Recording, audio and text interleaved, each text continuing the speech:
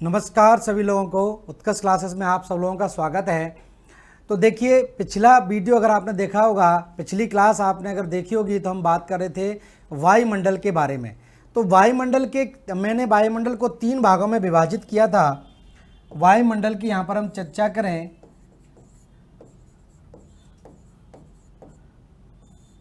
तो वायुमंडल को 3 पार्ट में हमने विभाजित किया था। एक तो वायुमंडल के कार्य हम जान रहे थे, दूसरा हमने बात की वायुमंडल के संगठन की बात की, कंपोजिशन ऑफ एटमॉस्फेयर, और तीसरी बात हमने आप करेंगे वायुमंडल की संरचना के बारे में।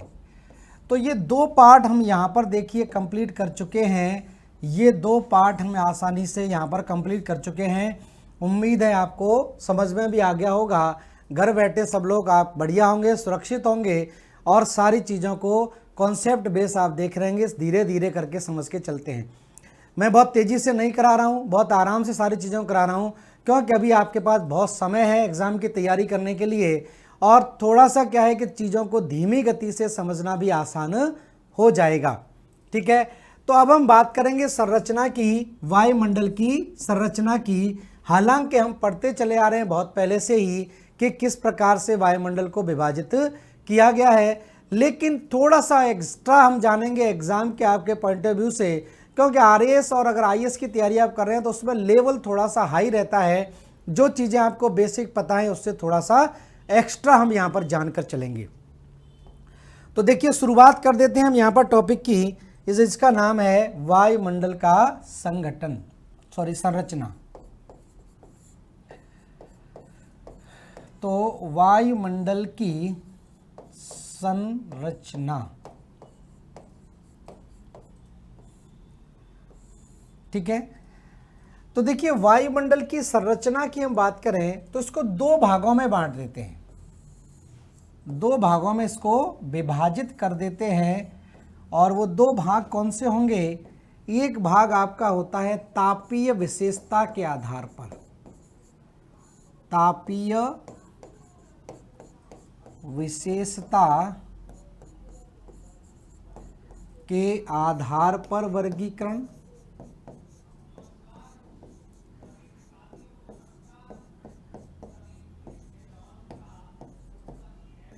तापीय विशेषता के आधार पर वर्गीकरण। और दूसरा हम बात करेंगे रासायनिक विशेषता।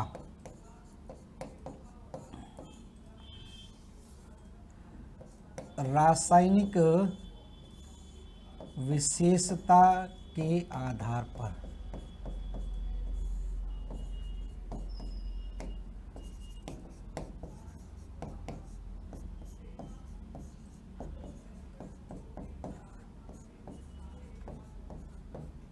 ठीक है, तो 2 भागों में इसको पहले बांट लेते हैं। एक तो हम तापीय विशेषता के आधार पर, क्योंकि लेयर्स में टेम्परेचर की अलग अलग अंतर आपका पाया जाता है, अलग अलग तापमान को लेकर विशेषताएं पाई जाती हैं।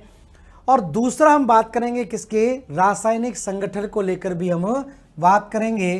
तो इस तरह से देखिए हम बात करेंगे इसके बारे में। तो क्या स्थिति यहाँ पर बनेगी? तो देखिए, तापीय विशेषता के आधार पर देखा जाए तो आपको पता है कि इसको हम बांट लेते हैं किसको में? क्षोभ मंडल, क्षोभ मंडल बोल देंगे, समताप मंडल, समताप मंडल, मध्य मंडल,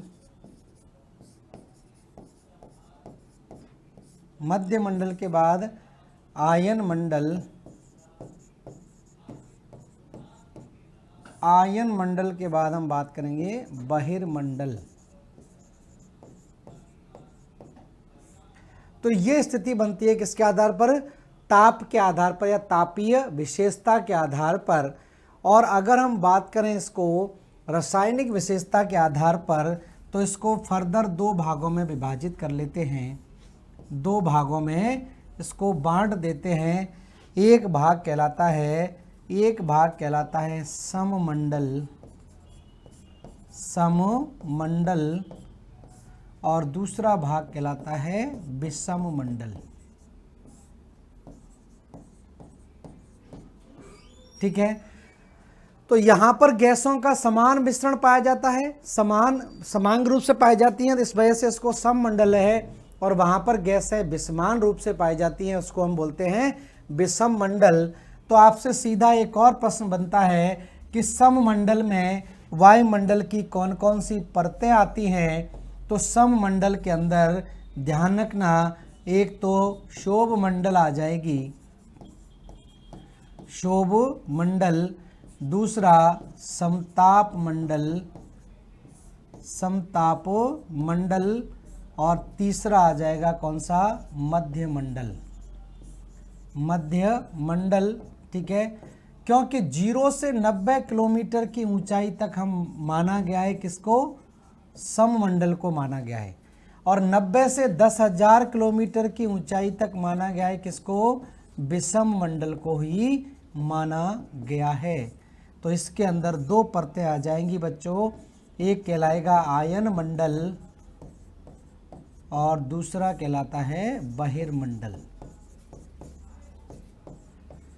तो उम्मीद है इस तरह से कुछ क्लियर हो रहा होगा मैं क्या कहना चाह रहा हूँ। सिंपल सी बात यहाँ पर ध्यान रखिए कि वायुमंडल की संरचना को अगर आपसे पूछा जाता है तो ध्यान रखें इस बात का कि किस प्रकार से यहाँ पर प्रश्न आपका बन सकता है, किस तरह से आप औरों से बेहतर चीज़ों को समझ सकते हैं। तो यहाँ पर हमने क्या किया कि वायुमंडल की संरचना को 2 भागों में बांट दिया, एक तो आपका तापीय विशेषता के आधार पर और दूसरा है रासायनिक विशेषता के आधार पर।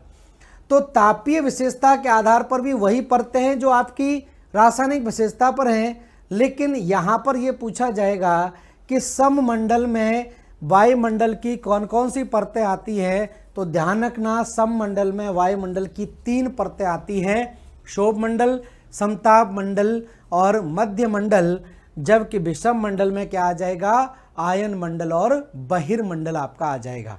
ठीक है, तो इस तरह से बात करें वायुमंडल की, तो ये अब एक एक करके इन परतों की विशेषता जान लेते हैं कि क्या शोभ मंडल में है, क्या समताप मंडल, मध्य मंडल, आयन मंडल और बहिर्मंडल की बात करें तो एक डायग्राम बना लेते हैं सिंपल सा।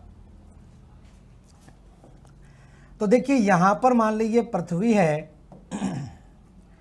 पृथ्वी है ये, और पृथ्वी के ऊपर वायुमंडल की परतें दिखाई देती हैं।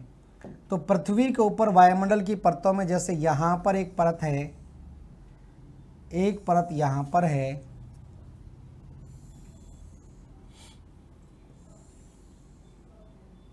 और इस तरह से हम इसको ले लेते हैं। ठीक है, तो यहाँ पर हम बात करें वायुमंडल की सबसे निचली परत को हम बात बोले हैं, तो वायुमंडल की सबसे निचली परत जो है इसको हम बोलते हैं क्या, शोभ मंडल बोलते हैं या ट्रोपोस्फियर। ट्रोपोस्फियर इसकी जो सबसे ऊपरी सीमा है, ध्यान रखना इस सीमा को हम क्या बोल देंगे, शोभ सीमा बोल देते हैं, शोभ सीमा, जिसका मतलब होता है ट्रोपोपॉज। ठीक है, तो the upper most limit of troposphere is called tropopause, ऊपरी सीमा कहलाती है। उसके बाद दूसरी सीमा शुरू हो जाती है जिसको हम बोलते हैं समताप मंडल, समताप मंडल, या हम इसको बोल रहे हैं स्ट्रेटोस्फियर। हिंदी इंग्लिश दोनों में ध्यान रखें बच्चों इस बात का, इसको हम बोलते हैं समताप सीमा, समताप सीमा या स्ट्रेटोपॉज। स्ट्रेटोपॉज कहलाता है। यहाँ पर पॉज लग जाता है, फिर दूसरी सीमा शुरू हो जाती है। उसके बाद हम बात करें एक और मंडल की, तो इसको हम बोलते हैं मध्य मंडल या मीसोपॉज। मीसोपॉज कहलाता है, सॉरी मीजोस्फीयर कहलाएगा, पॉज तो बाद में आएगा, मीजोस्फीयर। और उसके बाद एक और लेयर शुरू हो जाती है, इसको हम बोलते हैं मध्य सीमा और मध्य सीमा का मतलब होता है मीसोपॉज। ठीक है, इसके बाद यहाँ पर है, इसको हम बोलते हैं आयन मंडल, आयन मंडल या आयोनोस्फीयर।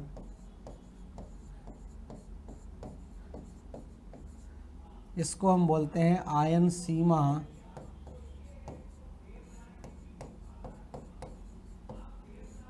आयनोपॉज। इसको बोलते हैं बहिर्मंडल, एक्सोस्फीयर। और इसके बाद कोई पॉज नहीं लगता है, यहाँ पर आपका होता है चुंबक मंडल, चुंबक मंडल जो अंतरिक्ष का भाग है, अंतरिक्ष के साथ जुड़ा रहता है। ठीक है, मैग्नेटोस्फीयर इसको बोलते हैं, इंग्लिश में लिखें तो मैग्नेटोस्फीयर।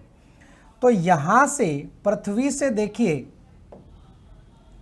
पृथ्वी से 8 से लेकर 18 किलोमीटर की ऊंचाई पर यहाँ पर ये लेयर पाई जाती है।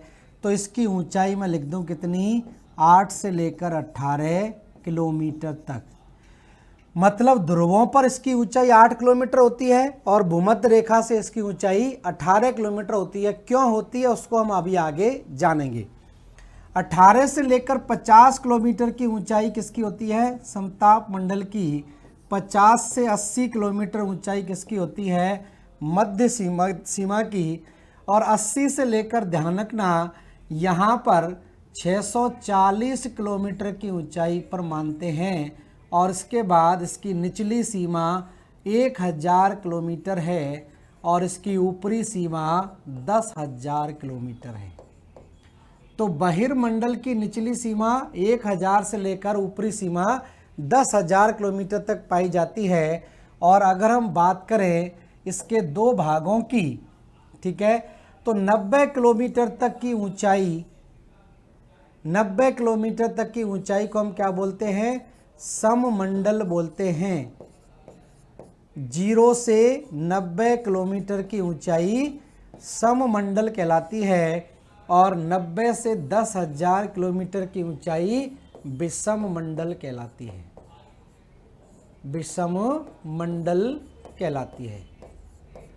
ये स्थिति बनती है। क्लियर हो रहा होगा, बेसिक चीजें हैं ये। तो वायुमंडल की परतें हो गई। क्रम ध्यान रखें, क्रम जरूर ध्यान रखें। कभी कभार सिंपल क्वेश्चन गलत हो जाता है, क्रम ही हमको याद नहीं है।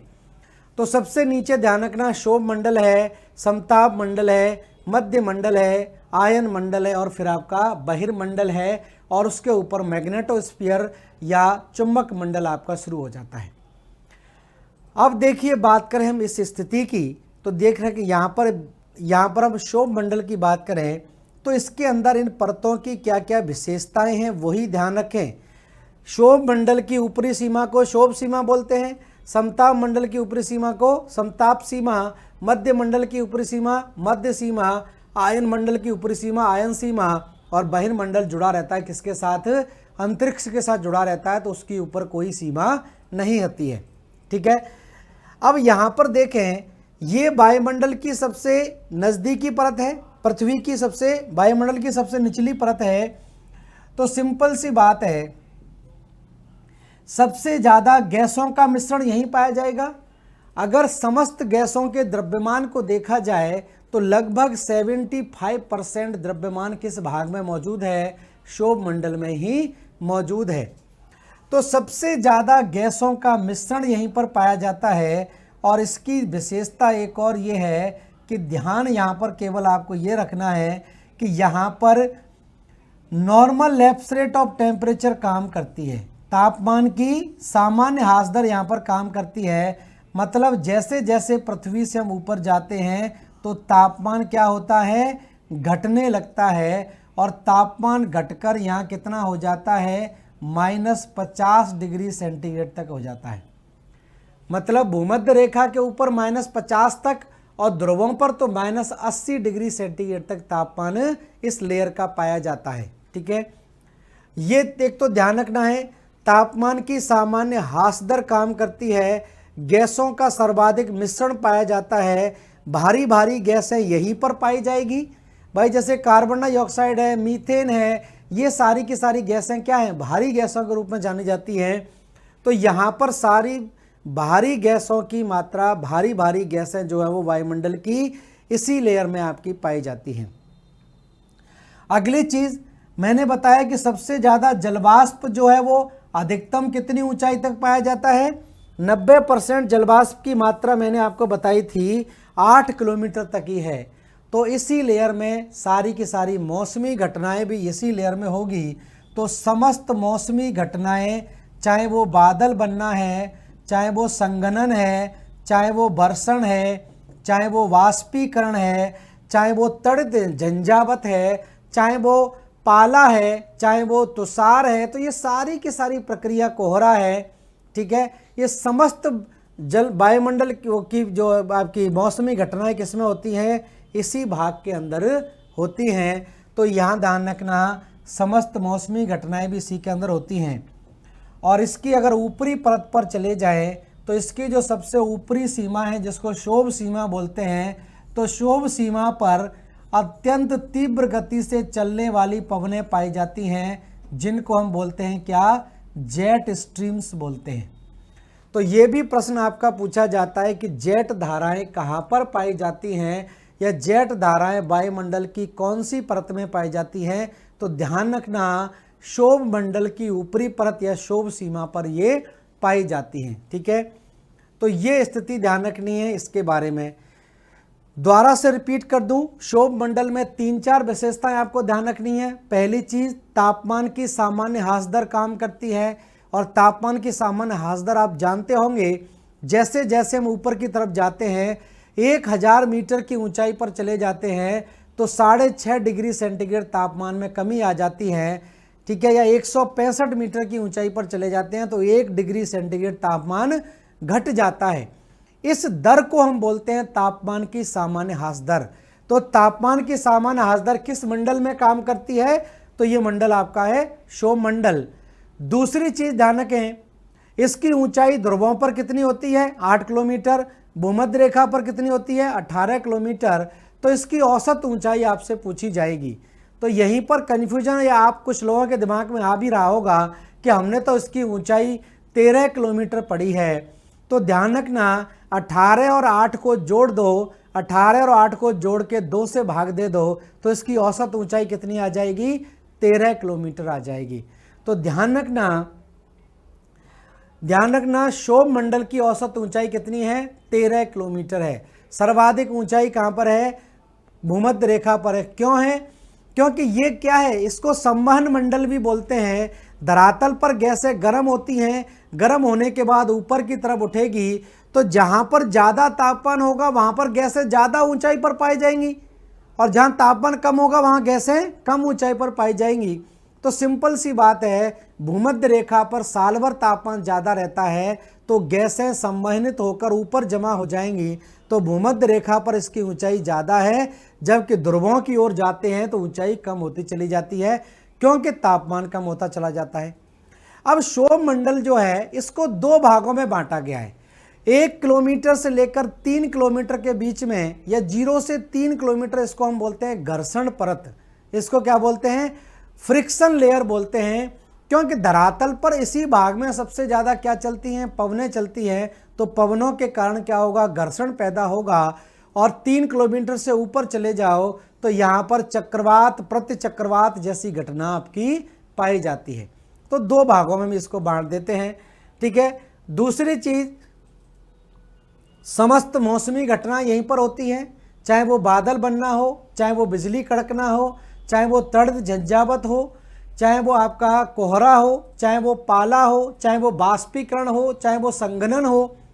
तो समस्त मौसमी घटनाएं कहाँ पर होती हैं, क्षोभ मंडल के अंदर ही होती हैं। और क्षोभ मंडल में ऊपरी सीमा पर, क्षोभ सीमा पर क्या पाई जाती हैं, जेट धाराएं पाई जाती हैं। तो ये विशेषता है किसकी, क्षोभ मंडल की। अब क्षोभ मंडल से थोड़ा ऊपर चल जाते हैं तो समताप मंडल आ जाएगा। और समताप मंडल में, जैसा कि मैंने आपको पहले बताया भी था इस भाग में क्या होता है कि सबसे ज़्यादा मात्रा में क्या पाई जाती है, ओजोन गैस पाई जाती है। तो 90% ओजोन गैस इसी भाग में पाई जाती है। तो सिंपल सी बात है, समताप मंडल को ओजोन मंडल भी बोल देंगे तो कोई गलत बात नहीं होगी।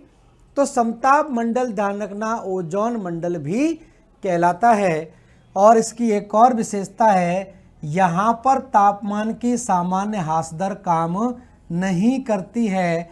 इस परत में हम जैसे जैसे ऊपर की तरफ जाते हैं तापमान बढ़ने की बजाय घटने की बजाय तापमान क्या होता है, बढ़ने लगता है। यहाँ तापमान घट रहा था, -50 से -80 तक पहुँच गया था, लेकिन इस भाग में तापमान बढ़ने लगता है और तापमान बढ़कर 0 डिग्री सेंटीग्रेड तक पहुँच जाता है। ठीक है, तो ध्यान रखना इसमें तापमान की सामान्य ह्रास दर काम नहीं करती है, ओजोन गैस पाई जाती है। ओजोन गैस क्या करती है, पराबैंगनी किरणों को अवशोषित करेगी, तो इस लेयर का तापमान घटने की बजाय क्या होगा, बढ़ेगा। तो यहाँ पर तापीय विलोमिता पाई जाती है। मतलब सामान्य तौर पर आप देखेंगे ऊपर की तरफ जाने पर तापमान घटता है, लेकिन यहाँ तापमान घटने की बजाय बढ़ रहा है। तो इस घटना को क्या बोलते हैं, तापीय विलोमता बोलते हैं, थर्मल इन्वर्जन बोलते हैं। जबकि तापीय प्रतिलोपन होता है, ऊपर जाने पर तापमान में घटाव होता है, घटता है, कम होता है। अगली इसकी विशेषता ध्यान रखें, तापमान की सामान्य ह्रास दर काम नहीं कर रही है, सबसे ज़्यादा ओजोन गैस पाई जा रही है, तो ओजोन मंडल भी बोल देते हैं। ओजोन गैस क्या करती है, ग्रीन हाउस गैस है, तो तापमान क्या करेगी, बढ़ा देगी।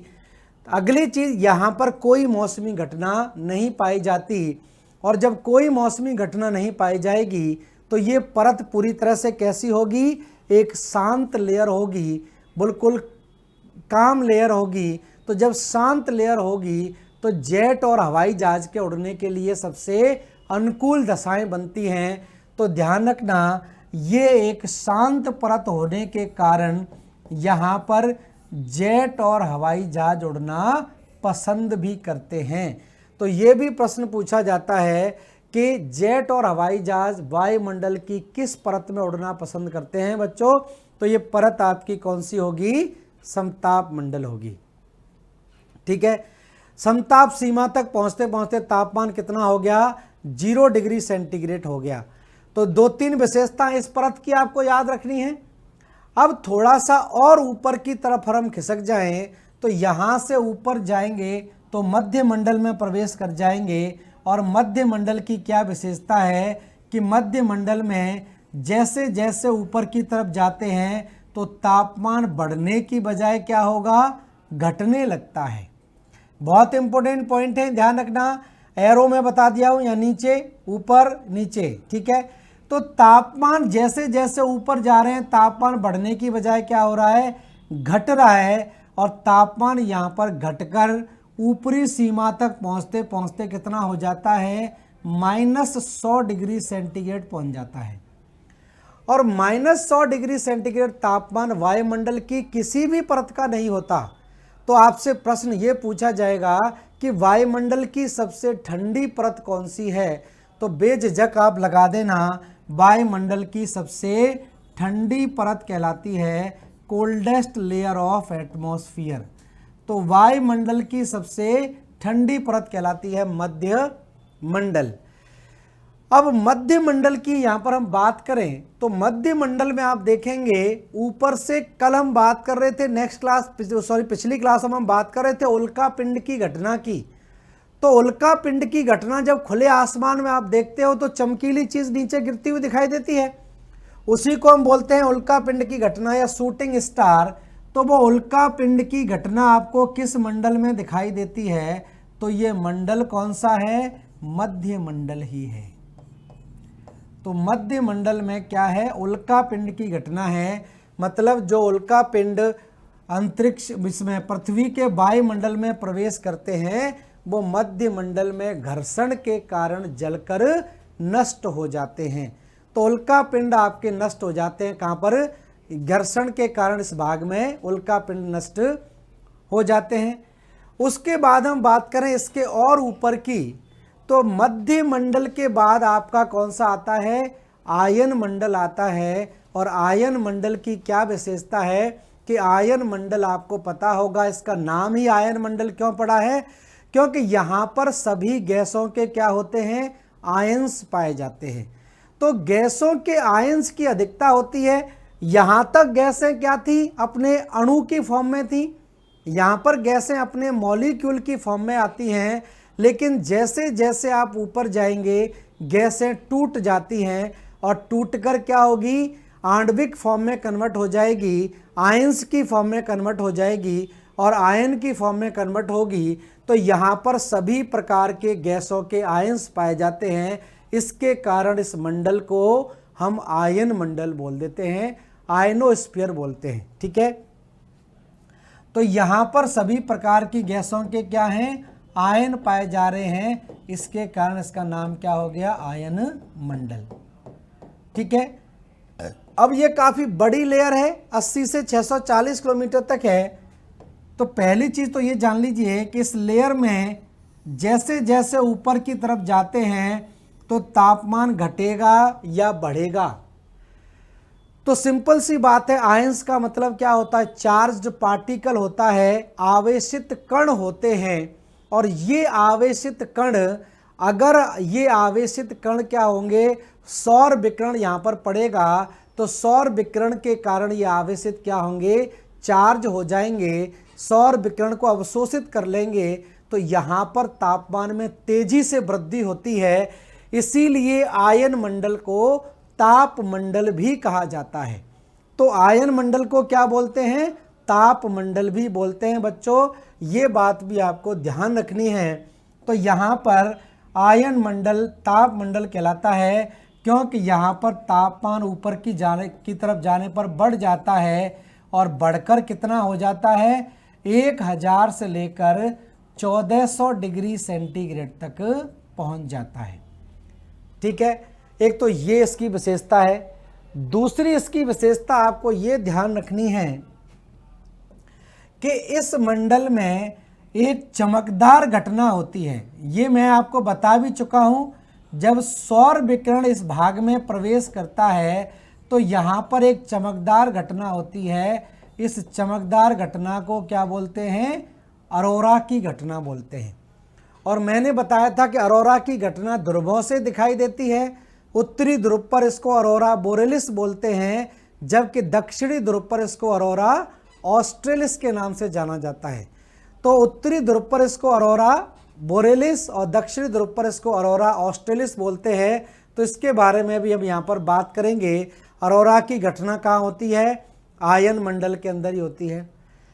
ठीक है, अगली क्या है कि ये एक बड़ी परत है, तो इसको कुछ सब परतों में भी विभाजित किया गया है, उसकी भी हम बात करेंगे। तो यहाँ पर इसको कुछ सब लेयर में विभाजित किया गया है और वो सब लेयर कहलाती हैं, डी लेयर है, ई लेयर है, एफ लेयर है और जी लेयर है। तो डी ई एफ जी नीचे से ऊपर की तरफ जाएंगे तो ये लेयर आपकी दिखाई देगी। डी लेयर की क्या विशेषता है, ई लेयर की क्या विशेषता है, एफ लेयर की क्या है और जी लेयर की। या ये पूछा जाए कि आयन मंडल में सबसे ऊपरी परत कौन सी है और डी ई एफ जी दे दिया जाए तो सबसे ऊपर क्या होगी, जी होगी, उसके नीचे एफ होगी, ई होगी और फिर क्या आ जाएगी, डी लेयर आ जाएगी। अब ये आयन क्या करते हैं, इन आयनों की क्या विशेषता है कि जो रेडियो तरंगें पृथ्वी की सतह से ऊपर जाती हैं, उन रेडियो तरंगों को परावर्तित करने का काम कौन करता है, यही भाग करता है। तो रेडियो तरंगें परावर्तित कहाँ से होती हैं, रेडियो तरंगें परावर्तित आपकी इसी मंडल से होती है। तो आयन मंडल क्या करता है, रेडियो तरंगों को परावर्तित करने का काम करता है। और जब अरोरा की घटना होगी तो तेजी से रेडिएशन वहां पर पहुंचेगा, तो ये क्या करेगा कि दूर संचार को बाधित करने का काम करता है। तो ध्यान रखना, अरोरा हमेशा रेडियो तरंगों को बाधित करता है, दूर संचार को बाधित करता है। तो देखिए आयन मंडल की क्या क्या विशेषता हो गई। पहली चीज तो ध्यान रखना, आयन मंडल में समस्त गैसों के आयन पाए जाते हैं, इसलिए इसको आयन मंडल बोलते हैं। आयन मंडल में तेजी से तापमान बढ़ जाता है, 1000 से 1400 हो जाता है, इसलिए इसको ताप मंडल भी बोल देते हैं। ठीक है। आयन मंडल में अरोरा की घटना दिखाई देती है। आयन मंडल रेडियो तरंगों को परावित करता है और आयन मंडल कुछ सब परतों में विभाजित है, कुछ उप परतों में या सब लेयर में विभाजित है। उसमें डी, ई, एफ, जी है। तो डी नीचे है, ई ऊपर है, एफ और जी सबसे ऊपरी परत है और डी सबसे निचली परत कहलाती है। तो ये एक तो ध्यान रखें। अब देखिए हम आ जाते हैं किस मंडल पर, बहिर्मंडल पर आ जाते हैं, जो वायुमंडल की सबसे बाहरी परत कहलाता है। और बहिर्मंडल में जैसे जैसे ऊपर जाते हैं तापमान बढ़ता ही रहता है और यहाँ पर तापमान बढ़कर 5000 डिग्री सेंटीग्रेड पहुँच जाता है। ठीक है। बहिर्मंडल, पहली चीज़, पहला पॉइंट बहिर्मंडल में मैं लिखाऊंगा कि बहिर्मंडल, ध्यान रखना, वायुमंडल की सबसे बाहरी परत है, outer most layer of atmosphere कहलाती है, वायुमंडल की सबसे बाहरी परत कहलाती है। दूसरी विशेषता है, इस मंडल का तापमान लगभग 5000 डिग्री सेंटीग्रेड तक पाया जाता है। ठीक है। इसका तापमान कितना है? 5000 डिग्री सेंटीग्रेड है। और तीसरी इसकी विशेषता क्या है कि ये परत अंतरिक्ष के साथ जुड़ी होती है। तो ये भी पूछा जाएगा कि वायुमंडल की कौन सी परत अंतरिक्ष के साथ सम्मिलित है। तो ध्यान रखना, बहिर्मंडल अंतरिक्ष के साथ सम्मिलित रहता है। और इसकी एक और विशेषता है, और ये भी आपसे पूछा जाता है कि जो कृत्रिम उपग्रह आपके पृथ्वी से छोड़े जाते हैं, वो कृत्रिम उपग्रह, ध्यान रखें, पूछा जाता है कि किस भाग में पाए जाते हैं। तो ध्यान रखना, कृत्रिम उपग्रह बहिर्मंडल में ही परिक्रमण करते हैं। तो आर्टिफिशियल सैटेलाइट जो भेजे जाते हैं, चाहे वो GSLV हो, चाहे वो PSLV हो, सारे के सारे कहाँ पर हैं? बहिर्मंडल में ही स्थापित किए जाते हैं। तो ये वायुमंडल की विशेषताएं आप जान गए। नीचे से ऊपर की तरफ जाने पर क्या क्या इनकी विशेषताएं हैं। अब इन विशेषताओं को हम लोग क्या कर लेते हैं? नोट डाउन कर लेते हैं, लिख लेते हैं एक एक करके, क्या क्या इसमें से पॉइंट बन सकते हैं। तो इसका स्क्रीनशॉट ले लीजिए, उसके बाद इसको फिर लिख लेते हैं, नोट कर लेते हैं।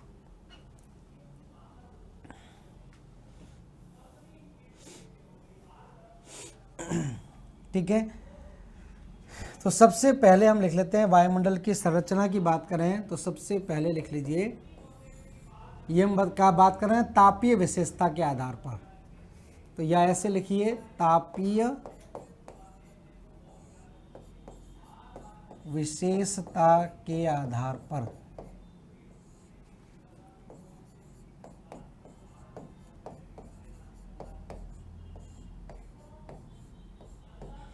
तो तापीय विशेषता के आधार पर सबसे पहले हम बात करें क्षोभ मंडल।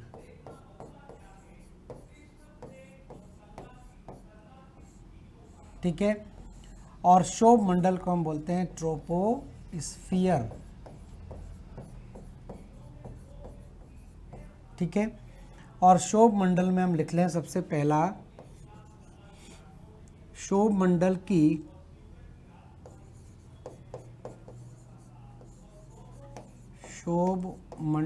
की ऊंचाई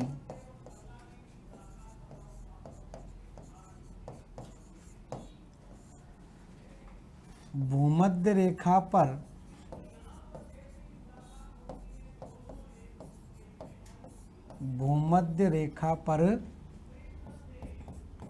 18 किलोमीटर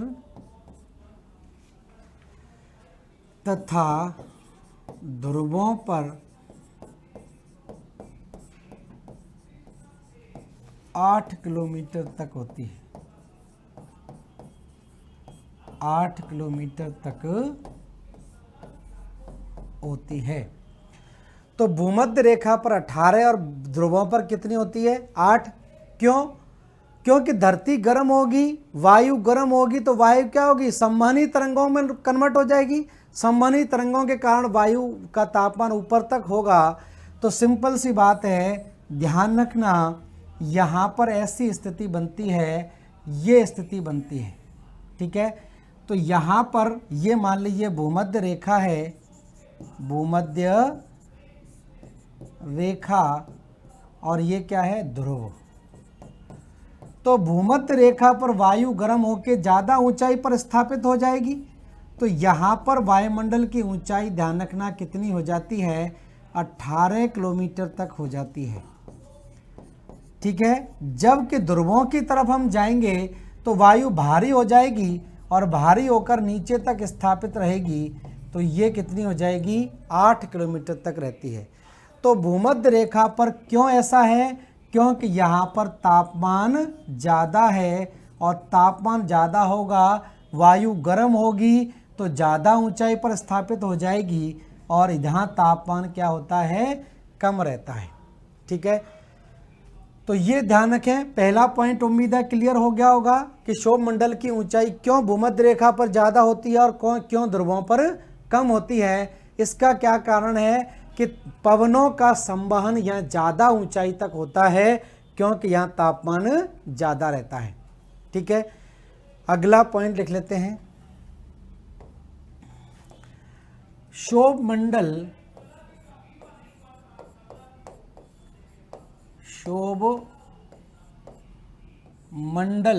ठीक है, तो ध्यान रखें क्षोभ मंडल की औसत ऊंचाई, कन्फ्यूजन हो जाता है लोगों को यहाँ पर।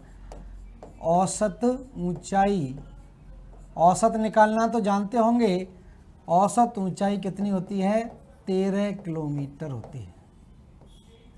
13 किलोमीटर इसकी औसत ऊंचाई होती है। और एक और पॉइंट यहाँ पर ध्यान रखें, क्षोभ मंडल को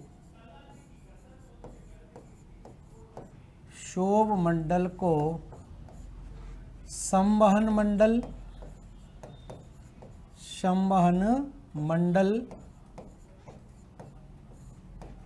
विक्षोभ मंडल, ठीक है, भी कहा जाता है।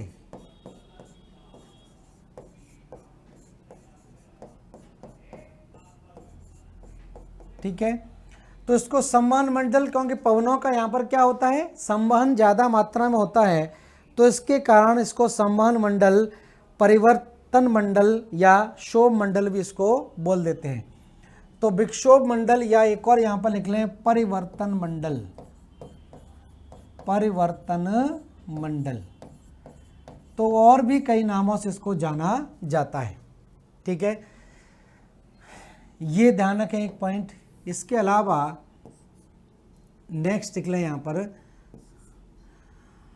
तापमान की सामान्य ह्रास दर, तापमान की सामान्य ह्रास दर,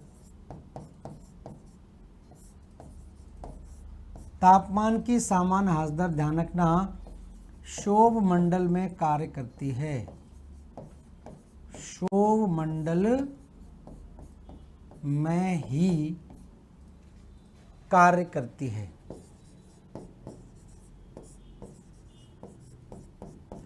तो केवल क्षोभ मंडल में ही तापमान की सामान्य ह्रास दर कार्य करती है, या इसको बोलते हैं normal lapse rate of temperature, normal lapse rate of temperature. इसका मतलब क्या होता है ये भी जान लेते हैं। इसका सीधा सीधा मतलब होता है नॉर्मल लैप्स रेट का, ध्यान रखें, 165 मीटर की ऊंचाई पर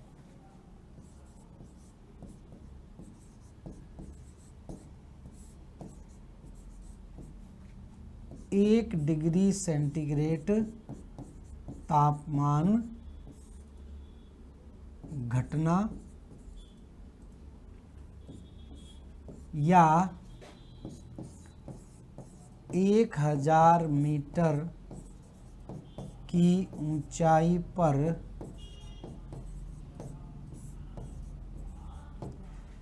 6.5 डिग्री सेंटीग्रेड तापमान में गिरावट। तो सीधा भी प्रश्न आपका पूछा जाता है, ध्यान रखना कि तापमान की सामान्य ह्रास दर किसे कहा जाता है। तो तापमान की सामान्य ह्रास दर, ध्यान रखना, तापमान किसके कारण रह रहा है? गैसों के कारण ही होता है, धूलकण के कारण है, जलवाष्प के कारण है। जैसे जैसे ऊपर जाते हैं इन सब की मात्रा में कमी आती चली जाएगी, तो जाहिर सी बात है तापमान की मात्रा में भी कमी आती चली जाती है। तो ये मेन कारण है। तो ध्यान रखें इस बात का कि ये जो तापमान में कमी हो रही है ये ऊपर जाने पर गैसों की मात्रा में कमी के कारण भी है। ठीक है, तो तापमान की सामान्य ह्रास दर, ध्यान रखना, क्षोभ मंडल में ही कार्य करती है, क्षोभ मंडल में ही ये कार्यरत रहती है। इस बात को भी आपको ध्यान रखना है, इसी को हम बोलते हैं। ठीक है, अब जैसे जैसे ऊपर जाएंगे तापमान आपका कम होगा, और तापमान कितना कम हो जाता है? ठीक है, तो यहां पर लिख लें, तापमान की सामान्य ह्रास दर के अनुसार तापमान की सामान्य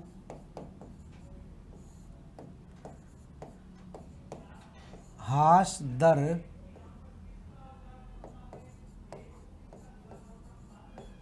के अनुसार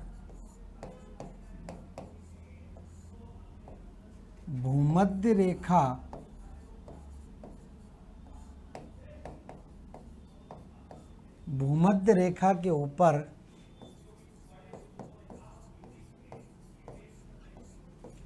तापमान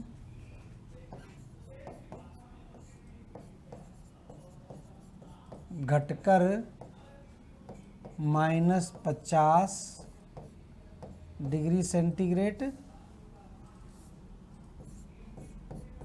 तथा ध्रुवों पर -80 डिग्री सेंटीग्रेड पहुंच जाता है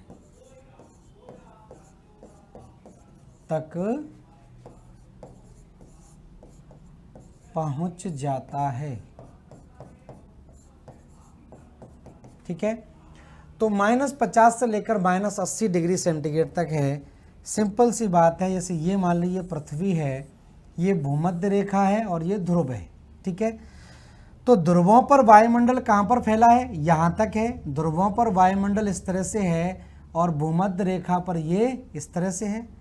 यहाँ पर वायुमंडल की ऊंचाई ज़्यादा पाई जाती है, गैसें ज़्यादा ऊंचाई तक विद्यमान हैं, 80 किलोमीटर तक, वो यहाँ पर 18 किलोमीटर तक विद्यमान है, और जबकि यहाँ पर गैसें कितनी है? 8 किलोमीटर तक ही है। और जैसे जैसे यहाँ पर आपको पता है इधर की तरफ तापमान ज़्यादा रहता है, भूमध्य रेखा पर सूर्य की किरणें ज़्यादा पड़ती हैं, तो यहाँ की इसकी जो ऊपरी सतह होगी यहाँ पर तापमान घटकर कितना होगा? -50 या -45 भी कहीं लिखा रहता है, तो एक ही बात है, 50 और 45, और यहाँ पर घटकर कितना हो जाता है? -80 डिग्री सेंटीग्रेड हो जाता है। ठीक है, तो -50 भूमध्य रेखा के ऊपर और -80 कहाँ पर हो रहा है? ध्रुवों के ऊपर तापमान आपका दिखाई देता है। ठीक है, तो ये ध्यान रखें इसमें। एक तो तापमान की सामान्य ह्रास दर क्लियर हो गई होगी क्या है, और तापमान यहाँ पर कितना रहता है। अगला पॉइंट एक और ध्यान रखें, ध्यान रखना, क्षोभ मंडल या लिखें वायुमंडल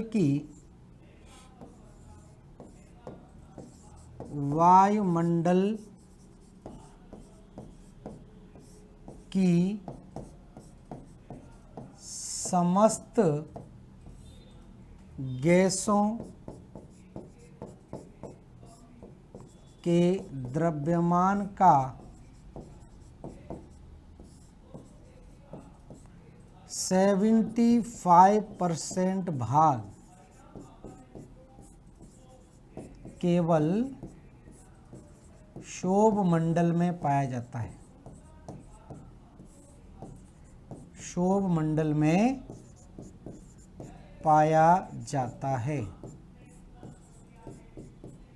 ठीक है, तो समस्त वायुमंडल के अंदर जो गैसों के द्रव्यमान को अगर लेते हैं तो उसका 75% भाग केवल किस में पाया जा रहा है? क्षोभ मंडल में।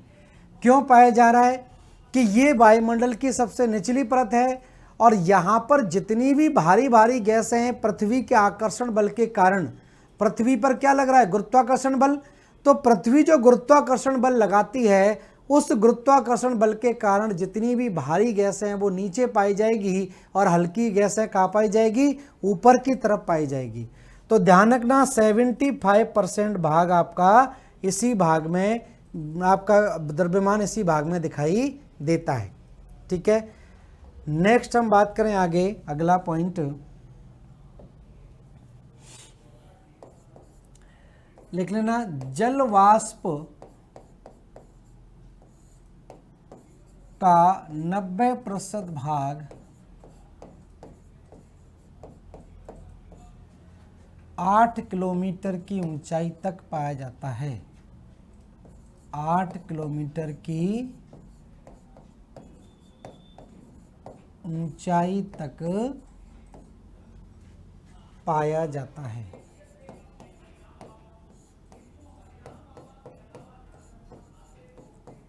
ठीक है, तो जलवाष्प भी सबसे यहाँ पर पाया जाएगा और जलवाष्प अगर पाया जाएगा तो ध्यान रखना समस्त मौसमी घटनाएं, समस्त मौसमी घटनाएं और मौसमी घटनाएं जैसे जैसे वाष्पीकरण,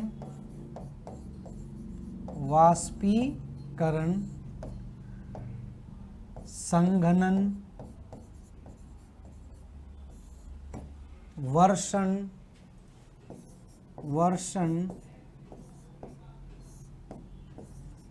बादलों का निर्माण, तड़ित झंझावत,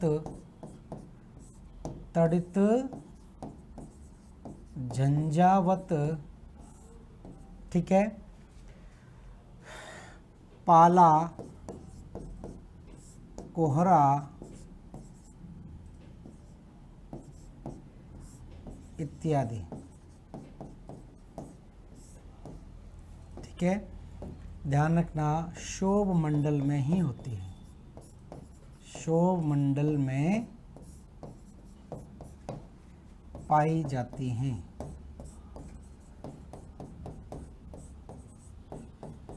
तो सारी की सारी जो मौसमी घटनाएं वो केवल किस में होती हैं? क्षोभ मंडल के अंदर ही पाई जाती हैं।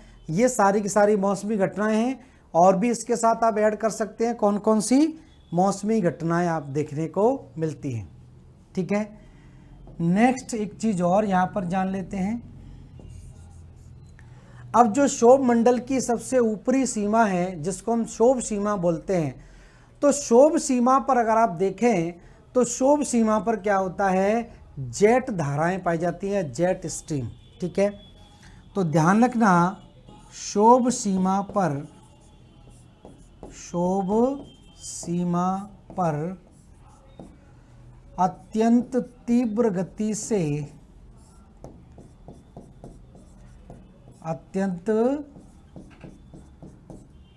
गति से चलने वाली पवनें जेट धाराएं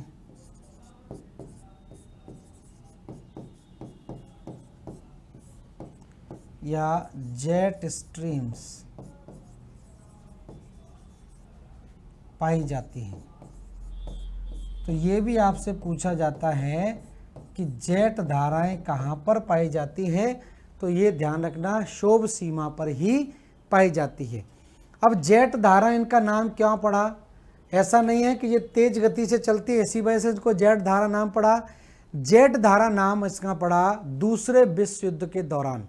सेकेंड वर्ल्ड वॉर में आप देखेंगे जब दो धड़ों के बीच में ये विश्व युद्ध लड़ा गया था, एक धुरी राष्ट्र थे, एक मित्र राष्ट्र थे। धुरी राष्ट्रों में आप देखेंगे कौन था? जर्मनी, जापान और इटली हुआ करता था। और मित्र राष्ट्रों में आप देखेंगे ब्रिटेन, फ्रांस और अमेरिका और बाद में रूस, ये कौन से थे? मित्र राष्ट्रों के रूप में थे। तो जब वर्ल्ड वॉर बहुत तेजी से चल रहा था और यहाँ पर यूरोप में दो देश पड़ते थे, इनमें से एक था जर्मनी और दूसरा था आपका इटली, तो इन दोनों ने क्या किया? हार स्वीकार कर ली, लेकिन जापान जो है वो हार स्वीकार करने को राजी नहीं था। जापान बिल्कुल भी हार स्वीकार करने को राजी नहीं था और जापान ने क्या किया था कि अमेरिका को भी युद्ध में शामिल करवा दिया था, क्योंकि उसने पर्ल हार्बर पर अटैक कर दिया था। तो जापान ने जब अमेरिका के एक द्वीप पर हमला कर दिया था, जहां पर उसका नौ सैनिक अड्डा या वायु सैनिक अड्डा था, उस पर हमला करने के बाद फिर अमेरिका के बाद कोई ऑप्शन नहीं थे, तो अमेरिका ने जापान के दो बड़े शहरों पर, एक हिरोशिमा और एक नागासाकी, तो 6 अगस्त 1945 और 9 अगस्त 1945 को लिटिल बॉय और फैटमैन नाम से दो बड़े बम यहाँ पर गिराए थे और उन बमों से वो नष्ट हो गया था। उसके तुरंत बाद ही आप देखेंगे 10 अगस्त 1945 को ही जापान ने सरेंडर कर दिया था और 15 अगस्त 1945 को जापान ने ऑफिशियल सरेंडर किया था। इसी वजह से ब्रिटिश सरकार ने भारत की आज़ादी का जो दिन है वो 15 अगस्त चुना था।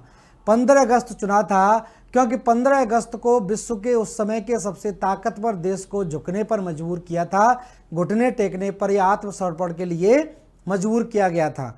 तो 15 अगस्त को ऐतिहासिक बनाने के लिए आज़ादी का दिवस 15 अगस्त चुना गया था। ये इसके पीछे की स्थिति है। अब हमारा इससे जेट धाराओं से क्या संबंध है? तो आपको पता होगा कि जो परमाणु बम लेकर हमला करने के लिए जापान की तरफ या जापान पर बम गिराने के लिए जो जेट विमान जाते थे, उनको जाने में ज़्यादा समय लगता था और आने में उनको कम समय लगता था। जाने में उनको बहुत ज़्यादा समय लग जाता था, वो बहुत जल्दी जाते थे। तो फिर बाद में जब विश्व युद्ध खत्म हो गया तब इसकी जांच हुई, देखा कि जाने में समय ज़्यादा लग रहा है, आने में कम लग रहा है। तब यहाँ पर पता चला कि ऊपरी सतह पर ये पृथ्वी है और पृथ्वी के ऊपर जो क्षोभ सीमा है, यहाँ पर जो क्षोभ सीमा है, यहाँ पर अत्यंत तीव्र गति से कुछ पवनें चलती हैं और जाहिर सी बात है अब इनके विपरीत दिशा में कोई जहाज जाएगा तो उसको ज़्यादा ताकत लगानी पड़ेगी, ज़्यादा समय लगेगा, लेकिन इनके साथ साथ में अगर वो आएगा तो वो जल्दी पहुंच जाएगा। तब इनका नाम क्या पड़ गया?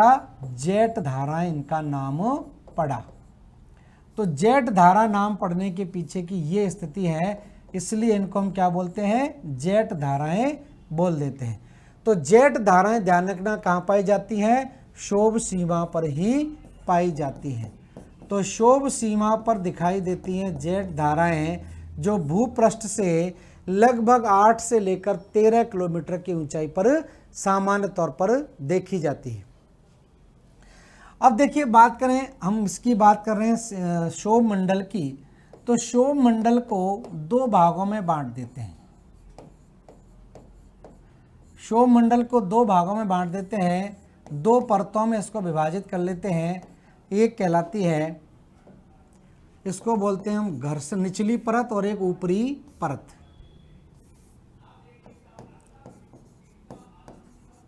एक कहलाती है निचली परत जो 0 से 3 किलोमीटर की ऊंचाई तक मानी गई है, और एक कहलाती है ऊपरी परत। ऊपरी परत जो 3 से लेकर 18 किलोमीटर तक मानी गई है। ठीक है। निचली परत को ध्यान रखना घर्षण परत भी बोलते हैं, फ्रिक्शन लेयर भी कहा जाता है, घर्षण परत भी बोलते हैं। क्यों बोलते हैं? क्योंकि वायु परिसंचरण द्वारा इस भाग में